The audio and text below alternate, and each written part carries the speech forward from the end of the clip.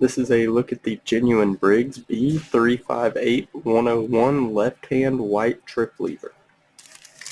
This lever does come complete with the nut.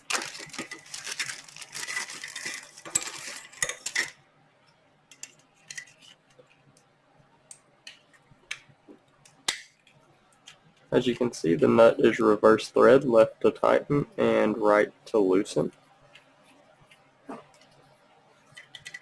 You can see that the arm is bent here. The holes here are for the chain and hook from the flapper to connect. Therefore, when you push the lever, it'll lift the arm and lift the flapper, causing the flush.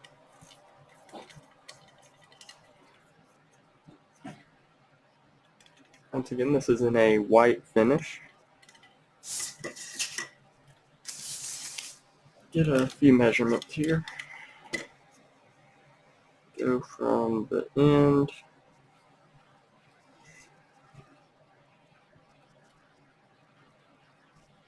looks like it's 10 3/4 or so, and then